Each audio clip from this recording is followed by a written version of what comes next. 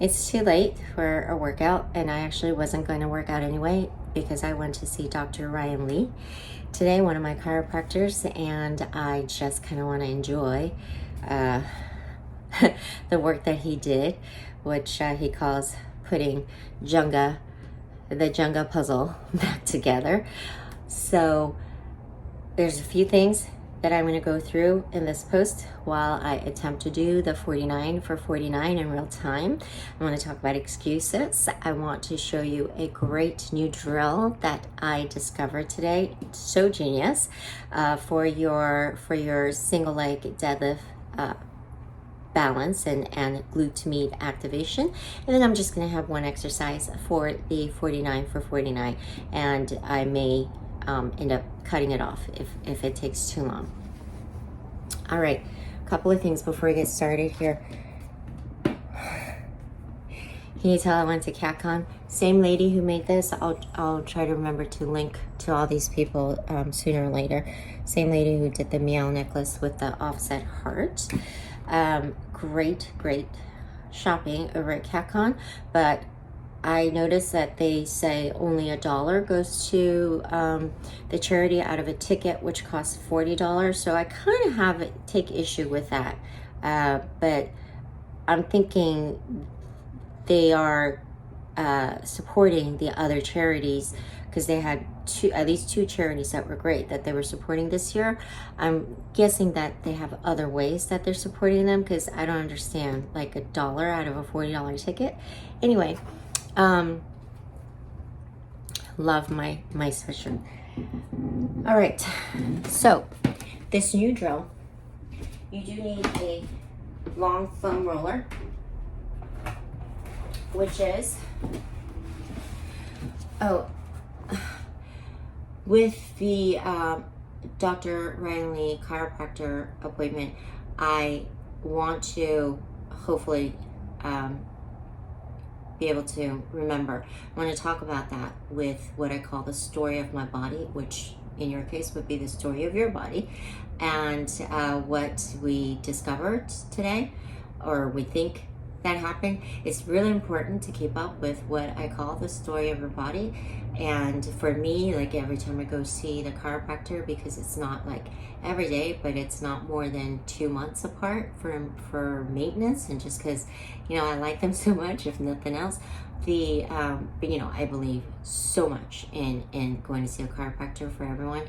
But that just serves as a reminder for me to as I take them up to speed on what I've been doing with physically, then it reminds me, to string together what had happened. I'll just tell you right now, for me today, that day about 2 months ago, I hurt my foot by dropping that metal closet rod thing right on the top. So we think that caused some compensation as my right foot started to take more load while that was healing. But something interesting as an adjunct to that, and I think he's right about that. But beyond that, after you get an actual trauma and you're going through the healing of that specific trauma, then what's left after that, so after that injury has healed, what's left after that people tend to forget are two things. One is your subconscious fear that's left for that injury, right? So now you're a little bit more protective. That's going to adjust to all of your bodily positions, whether or not you are aware of it. And then the other thing is, even though, like for me, my foot injury wasn't a huge injury, it wasn't like a car accident or anything like that, still it's important to realize that I come to a point where, okay, I think the injury is healed now, to just do sort of a reset protocol and make sure that you are going back to readjust any of those compensations that may have that took over when you were trying to heal and protect that injury. Okay, all right. So the long film roller, like I said, this drill is so genius. I'm going to show you from the side and then I'll show you from the front. So you're going to take, it's a unilateral exercise, which of course is a great way to expose imbalances anyway. But you're just going to place that on the top of the foot and then hold it down with the flat of your hand.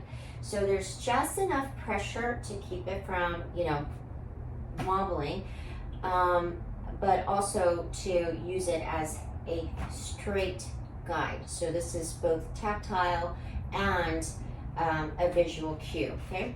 So you're gonna guide that leg back into the single leg RDL, and your standing leg has that tripod stance, so I do suggest doing it barefoot, okay?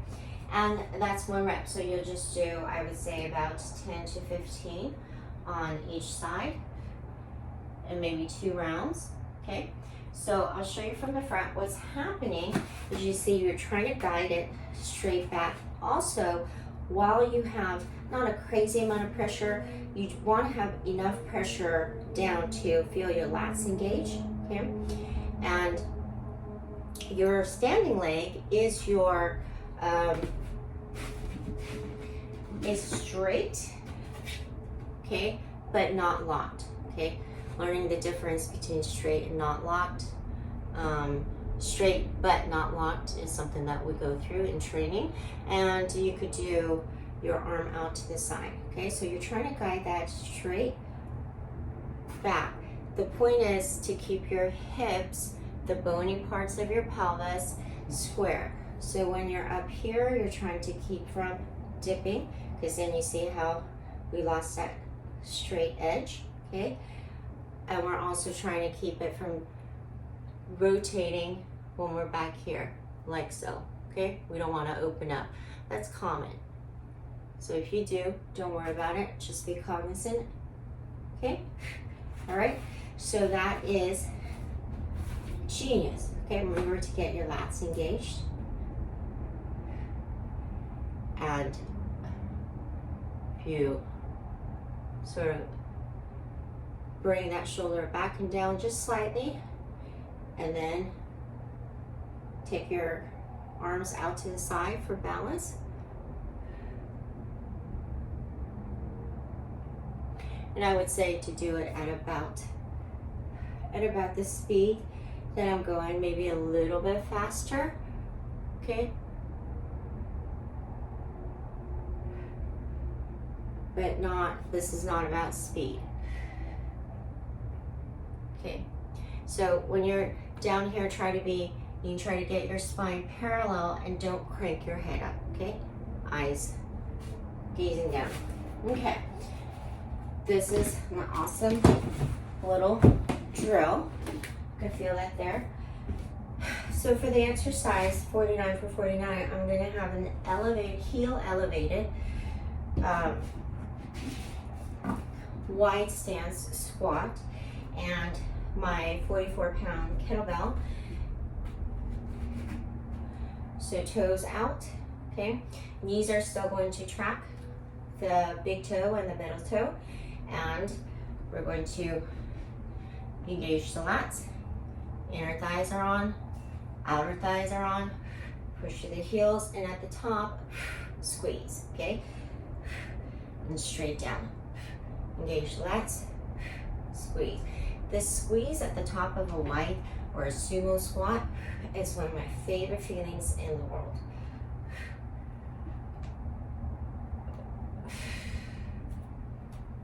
Okay, so now let's talk excuses. That was 5. You may not like this, okay? But again, it is what it is, however you feel about it. This is real talk. Excuses are what we try to use as a reason to absolve ourselves from a outcome or a standard that we didn't meet. And oftentimes the excuses mean that we are allowing, right? So the problem with that, even if the excuse is valid and that you are actually excused, the problem with that is that that's where it ends, right? So there's no throughway, right? Like there's an excuse, and then that's the end of it. As far as there's no next step, okay?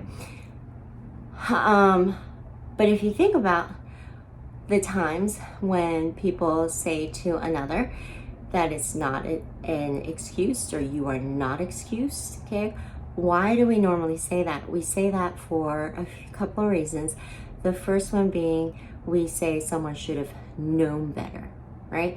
They should have either had more knowledge or more experience, you know, because you're older. Like older siblings get that a lot, right? Like, well, you should know better because you're the older one. Stuff like that, right? And that's a little bit like telling a really, really good employee that your reward for being such a good employee is more work, right? That they don't get to be absolved because they have more knowledge, they have more experience. So I understand emotionally that kind of sucks, but logically you can see how that makes sense, right?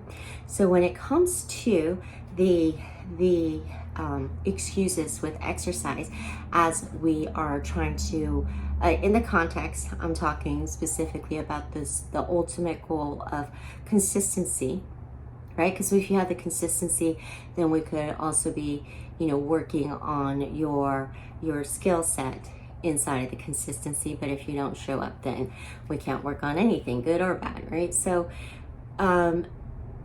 when do we get to that point, okay, to that level where we are no longer allowed to have excuses, right? Because, I mean, my excuse wall is sort of tongue in cheek, right? I mean, of course, someone could have very valid, sad excuses, but for the most part, it's my sarcastic, morbid humor that just finds fun in the creativity and the ability for our minds to rationalize anything and everything. But in real life, right, we have all the things that are going to come and derail us. So how do you stay consistent in real life, in real time, right? So once we have the foundations, and as we apply and practice our knowledge in order to apply all of that and to get consistent, you will reach that level where excuses won't apply to you. And in that case, that's a huge reason to celebrate. That means if you get, you know, some of the life curves, which we have to absolutely expect, and you get derailed, which you would, well, you won't lose the consistency, right? And that could be for several reasons, because it's become so habitual, okay, that you have to get back to your habit, because otherwise you feel gross, you know, like you didn't brush your teeth. But it also would be indicative of your skill sets, right? You're able to modify, revise in real time, in real life, with the time that you have, the energy that you have, the space that you have, the equipment that you have, right? That's the level that I want to get people to. And for those people in that level, we have no excuses if we are not consistent. I think that's a great goal. Okay, I'm running out of time, so I'm going to finish my 49 off camera.